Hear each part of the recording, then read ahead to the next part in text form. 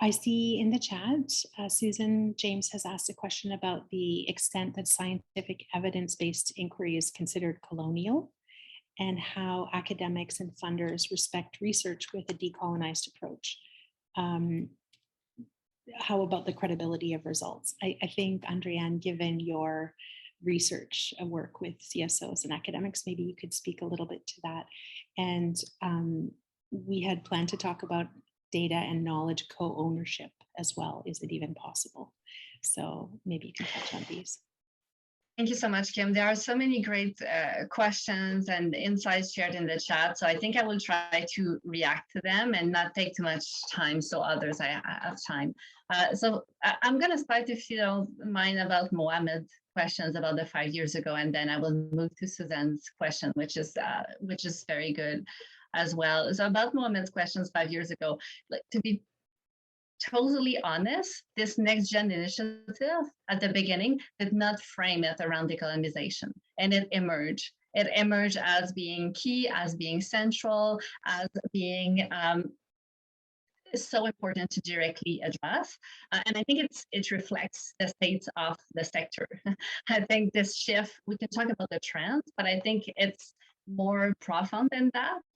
For our research project or this initiative, what it means is that the concrete impact of using those words and framing it this way is welcoming more voices at the table when talking about these issues. So it's even if it was coming from a trend, or if it's coming from a trend, at the end, I think that the impact is quite positive and it just enrich the whole conversation. And if I go to Susan's questions about how these community engaged, decolonized research approach is being seen by institutions and by academics, I think the community engaged in action research exists since a very long time. Some researchers are experts in doing that, and the difference right now, I feel, is that they are more recognized by institutions, by funders, by their peer, while before the community engaged community were working a little bit more in silo. And now we see some recognition by donors, for example, we're creating more grants that could be led by community representative. But I think there's still a lot of work to do on this side. For example, even when SSHRC is creating some grants on Indigenous research, or when they are creating the partnership engaged grant, the role of the community is very limited and very directed. So it's still how they can access to the fund, how they can manage and make meaningful decisions about the fund is still quite limited. So even when it's more institutionalized, I feel like there's still a lot more that could be done to make it more meaningful in terms of decolonized approach to research. Thanks so much, Andriane. I am watching the clock. I see that we're running out of time, and I want to make sure that both Vida and Jeanette have a chance to speak and give some closing thoughts. And if there is any more questions you want to add in the chat, please go ahead. There's a nice kudos to you, Karen, for sharing the possibilities of what research could look like in the chat. So for Vida, we've talked a little bit already about some of the different conceptions of decolonizing knowledge. So if you want to touch very briefly about what we could learn from what is and isn't working, and or about the pandemic, how is it exacerbating the challenges faced? So I rather to talk about the first part. I see a good comment about the pandemic, and maybe it was discussed, you know, like, for example, lengthy in the International Development Week of Centennial College. So, but I want to talk about education and research. So the first step is we need to overcome the intellectual limits and structural disadvantages that are embedded in academia and research and fund and projects together. And I see, Susan, a question about science, evidence. Well, I came from the knowledge world, science world, but there is a long debate. There is a big debate around positive kind of knowledge and post-positive kind of knowledge.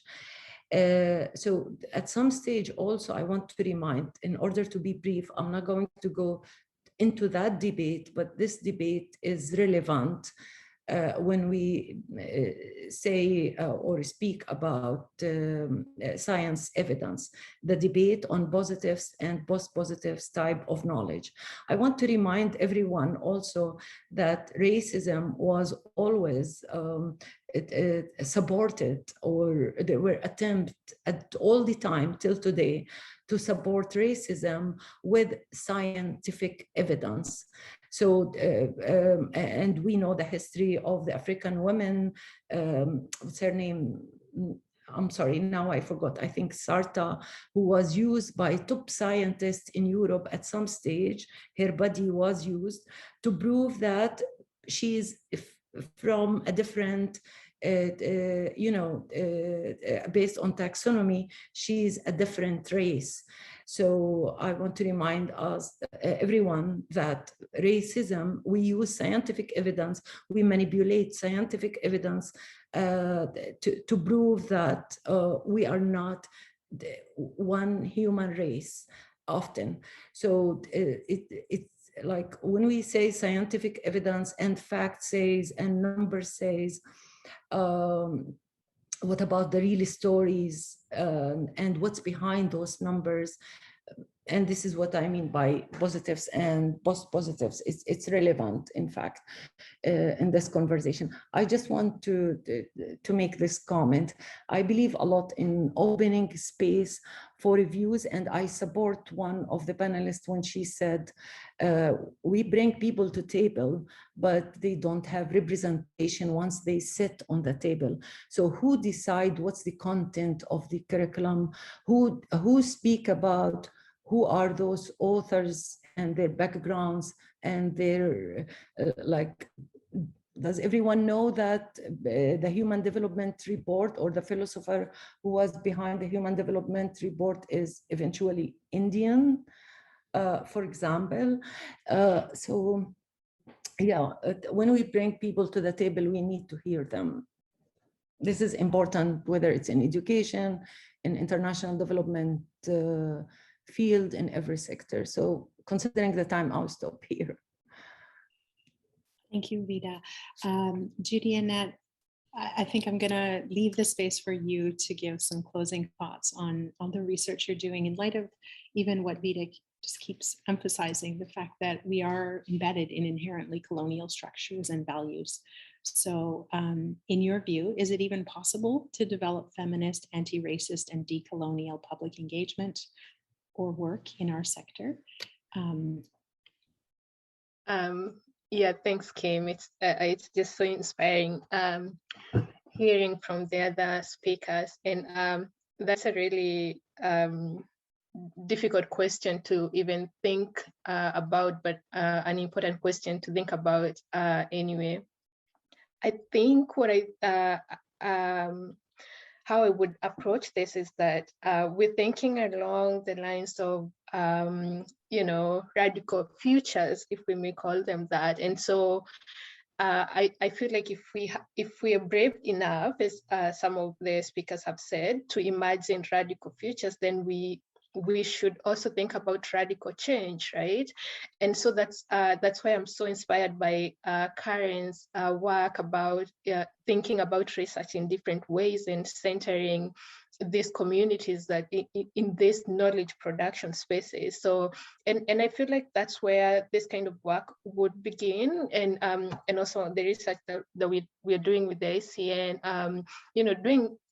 doing research in a different way, and if Karen is doing that, I am doing that with the ACN project, and other people are doing that. I think that's how change happens.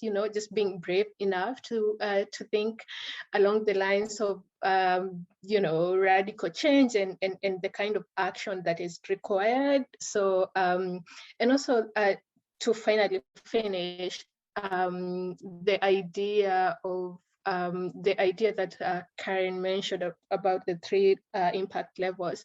I like that as well, because I think we need to do some work internally as individuals, as organizations, and also as a community. So all that work, I think, can bring about, we can actually decolonize public engagement within this structure. Yeah, so being brave enough to think about radical change and radical futures and putting in the work. And yes, I will leave it there. Thanks, Kim. Thank you. That was a very excellent closing remark. So we will leave it there. I think we could go on for quite a long time in this conversation. And I will say that this forum, when we set out to run this AGM and symposium, we realized that there's no way to pack it all in a few days, and we don't want to. Because there's too much to think about to let sit and resonate. So in the next few months, we'll also continue to reach out to others in our community to also take the stage and share and build upon what we're hearing to advance this conversation further. So I think that the significant takeaways also relate to the actions that we take at all 3 levels, and so many more. So I want to just thank all of our panelists for being here today and sharing their incredible work and their very thoughtful insights and their very important calls to action. And also to thank our interpreters. We're very grateful to have you and to make this space more accessible. And maybe over time, people will begin to bring in more partners and colleagues that can access the translation. And also to thank all of the people behind this and the OCIC team who supported this. We only work as OCIC, I think it's the big tent, the big community. So together we can make this change happen. So I'm going to close by asking Anika to give us a final thoughts. Thank you so much, Kim. I don't think I can do justice to any of the final thoughts in the same way, so I'm not going to repeat what's already been said, other than thank you so much to our panelists for prompting this reflection. And like Kim mentioned, it's just the beginning of a conversation and it's not the end. And I hope all of you will stay in touch so that we can continue to foster this conversation. So once again, thank you to our speakers and to our interpreters for holding this space. Judy Annette mentioned decolonizing public engagement, and the ICN is actually running a session on that at 12 p.m. So just in half an hour. I have dropped the link to that webinar in the chat. So if it's of interest to you, please feel free to join that session right at noon. And for those of you who are going to be continuing with the rest of OCIC symposium programming, we will see you at 2 p.m. for our session on authentic partnerships with Indigenous peoples in Canada and Latin America, hosted by Canadian Feed the Children. But with that, thank you so much, everybody. Have a great rest of your afternoon, and we'll see you at 2 p.m. Thank you.